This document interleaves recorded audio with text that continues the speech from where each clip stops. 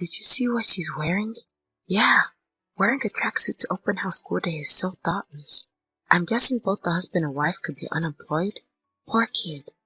Even if they are unemployed, at the very least they should have worn something other than a tracksuit for the open house. It's embarrassing for an adult. As soon as I entered the classroom, I could see the other parents whispering about my attire. I don't care. I don't care. I kept repeating this to myself as I walked on. Once they knew who I really was, they wouldn't have anything to say. My name is Lisa Hamilton, and I'm 39 years old. I live with my husband and daughter. Our daughter, Emily, started elementary school this September. I can't believe how fast time has flown by since Emily was just a baby. My husband and I married in our early 20s, but we were not blessed with a child for a long time. Emily is the child we were finally able to have after overcoming painful infertility treatments. Though it's quite common for women to give birth in their 30s in cities, in the area where we live, most women give birth in their 20s. I live in a place that is not my hometown, so I don't have many acquaintances. I'm significantly older than Emily's friends' mothers. Making friends of my own age in this environment was hard enough, let alone making mom friends. But as long as Emily is having fun at school, that's all that matters to me. One evening, while I was preparing dinner, Emily handed me a piece of paper. Here, I got this at school today. Mr. Adams told me to give this to either Dad or Mom. Is that so? Thanks, honey. It was a notice about the open house at school. The date was set for 3 weeks later, at 2 p.m. Checking my schedule, it happened to be on my day off. I'll be coming to the open house, Emily. I'm looking forward to it. Really? Mom, yay! Emily was so happy that she was hopping around. I've tried my best to be involved in raising her, but due to my busy work schedule, I was hardly able to participate in any preschool events. This open house will be the first school event for Emily. I would love to take videos and pictures, even if it's probably against the rules. Then, I noticed a handwritten comment from the teacher at the bottom of the notice. Apparently, there are various preparations that need to be done before the open house. I pinned the notice to the corkboard and resumed cooking dinner, and before I knew it, the day of the open house had arrived. I put on the guest slippers and headed for Emily's classroom.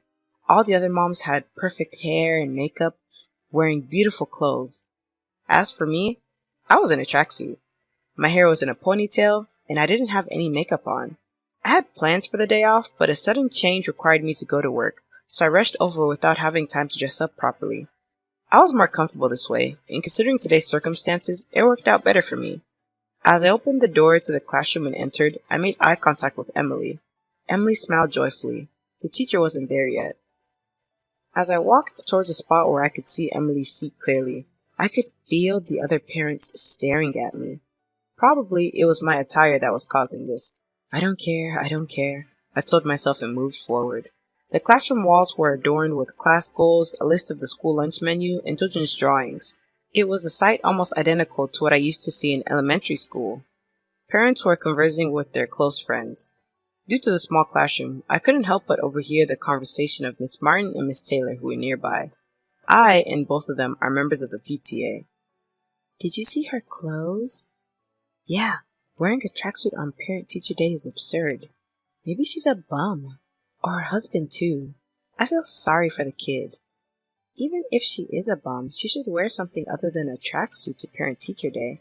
It's embarrassing for a grown adult. Miss Taylor, keep your voice down. She might hear you. Miss Martin, you're too worried. I don't care what a bum thinks about me. I didn't say anything wrong. Although their insults naturally hurt my feelings, I chose to ignore them. If I reacted here and started an argument with them, it would sour the atmosphere in the whole classroom. Above all, I didn't want Emily to see the ugly side of adults. Just a little time left until the start of the class. The class teacher, Mr. Adams, hadn't arrived yet. The bell rang, and the scattered children began to take their seats. Emily, who had been playing with her friends, also took her seat and turned around to wave at me with a smile. Seeing her smile, I felt I could persevere no matter what. At the same time as the chime for the start of class, Mr. Adams appeared. Then Miss Taylor walked through the gap between the children's desks towards Mr. Adams and said, Mr. Adams, do you have a moment before class starts? Miss Taylor, what can I do for you? It's difficult to talk about in the classroom. Can we talk in the hallway? Even though Miss Taylor and Mr. Adams went out to the hallway, their conversation was still clearly audible. Did you see that one of the parents is wearing a tracksuit? She looks like a bum. No, I was preoccupied with preparing for the lesson and just entered the classroom. That's her, standing at the back. Miss Taylor stuck her face out from the hallway, pointed at me, and continued. I understand there's no dress code for Parent-Teacher Day, but any person with common sense wouldn't choose to wear a tracksuit. It seems she has a considerable distaste for me. Mr. Adams, looking in the direction pointed out by Miss Taylor, seemed to have noticed me. Mr. Adams, are you listening to me? At any rate, as a PTA member and personally, I cannot accept a parent coming to Parent-Teacher Day in a tracksuit. Can you tell her to go home? Mr. Adams froze for a moment after looking at me, then turned pale and said, Miss Taylor, she's not a bum. She's a businesswoman with annual sales of $10 million. The words 10 million caused the children to react instantly, and the classroom began to stir. In contrast to the children, the parents remained indifferent. In fact, many of them were smirking. Mr. Adams, the teacher, glanced at me awkwardly. Mr. Adams, isn't there a mistake? The person in the sweatshirt hardly seems like a CEO making $10 million in annual sales. Miss Taylor, please believe me. She's truly a respectable businesswoman. Miss Taylor wouldn't listen and kept firing back her opinions at Mr. Adams. Miss Martin, who had been watching the scene with an anxious look, left for the corridor, probably to back up Miss Taylor. The kids, seeing that the lesson wouldn't start, got up from their seats and began to play. The parents were telling off the kids in place of the teacher. It was a shame that on the precious open class day, time was wasted on such trivial matters. I gathered my courage and called out to the teacher in a loud voice, Mr. Adams? He popped out his surprised face from the corridor and looked at me. If we continue like this, we won't have any time for the lesson. Could you start the lesson for the kids? You're right. My apologies. Miss Taylor, let's talk after the lesson. Miss Taylor seemed unconvinced, but reluctantly returned to the classroom. Everyone, please take your seats. Let's begin the class. My apologies to the parents for making you wait. Now, our class leader Emily, could you lead us in starting the lesson?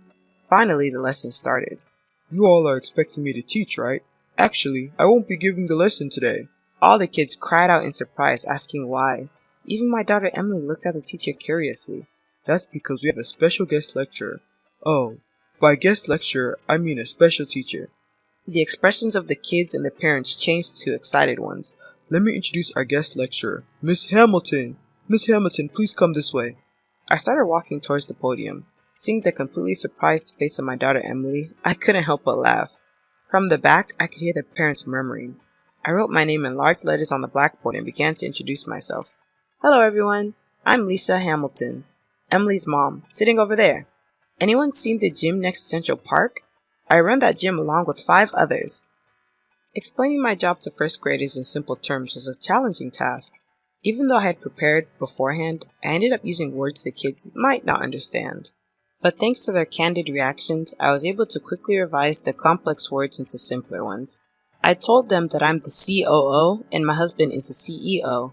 I spoke about the trainers, sports doctors, and other professionals we've produced from our gyms.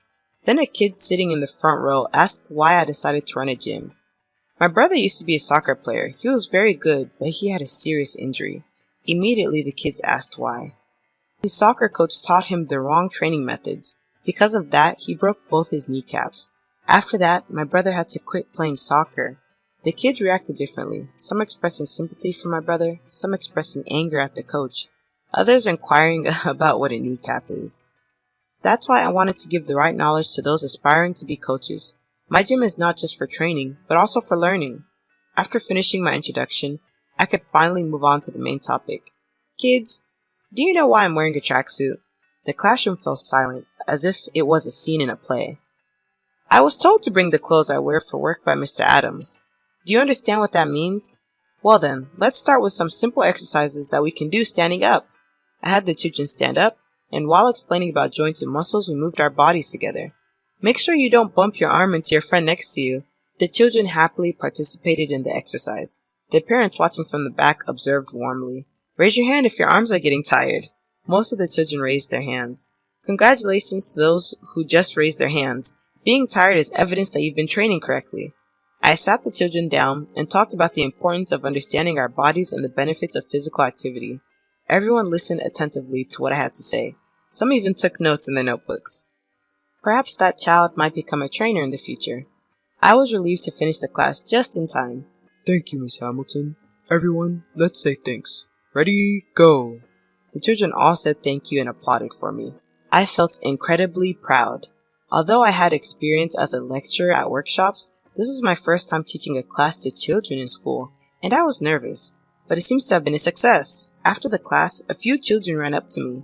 Their eyes were shining as they said, "Emily's mom, you're amazing! So cool!" Hearing the sincere feelings from the children made me happy. Emily also seemed to be in a good mood, receiving admiring glances from her classmates. In the past, juggling work and parenting was harder than I had imagined, and I thought about quitting my job several times. Most mothers around me were part-time workers or housewives, but I wanted to show Emily that her mom was working hard, and I worked with that mindset. It felt like my efforts had been rewarded. My decision was not wrong. While erasing my name written on the blackboard, I overheard a conversation between Miss Taylor and her son. "Mom, it was noisy before the class started. I could hear your voice throughout the classroom. You were bad-mouthing Emily's mom, weren't you?" "I'm sorry. Mom didn't know about today's class content." "Why can't you wear a tracksuit?" "It's not that you can't wear a tracksuit, but none of the other moms or dads in the classroom were wearing one, were they?" "But Mom, you always told me not to judge people by their appearance, right?" Miss Taylor stammered, trying to laugh it off. "I don't want to be like you, Mom." Kevin spat out a snide remark and left the classroom. Children can be so innocent and cruel. Miss Martin was comforting Miss Taylor, who didn't have the energy to chase after Kevin. They both nodded at me without saying a word and left the place. Miss Hamilton, thank you so much for today. It was a wonderful class. Inviting you as a special lecturer was the right choice. No, I'm the one who should be thanking you for this valuable experience. I apologize if I caused any discomfort by not informing the parents about the class content in advance. Don't worry about it. You've worked hard too, Mr. Adams. It's tough dealing with all kinds of parents. Well, dealing with parents is part of a teacher's job. I had a little chat with Emily and then left the classroom. Near the school gate, a woman approached me. I didn't remember her at all initially, but she turned out to be the mother of a girl in Emily's class, and it seems she had been watching my lecture earlier. She was a bit excited and praised my teaching style. Coincidentally, our homes were close by, so we ended up walking home together. During our conversation, I found a surprising number of things in common with her. Believe it or not, our hobbies, favorite foods, even our hometowns were the same. We quickly hit it off and exchanged contact information before parting ways for the day. When I got home and told Emily about this, it turned out that the kids had been friends even before their moms got to know each other. Since then, our families have become close. We're planning to have a barbecue at her place next week. Apparently, she's inviting other mom friends and their families too. I might be able to make some new mom friends as well. Unable to contain my excitement, I started searching for local craft beers to bring to the barbecue on my computer when Emily tapped me on the shoulder. "What's up?" Emily just smiled without answering. "What? Why are you smiling?" Bashfully, Emily gave me the most precious words. "Mom, you're the best mom ever." "What?" Out of the blue like that? But thank you. That makes me so happy. "I love you, Mom." With her little arms, Emily gave me a tight hug. "I love you too, Emily." Holding back tears, I patted Emily's head. Thanks to Emily, I felt recharged. That night, as I thought about the upcoming barbecue next week, I fell asleep savoring the happiness of the day.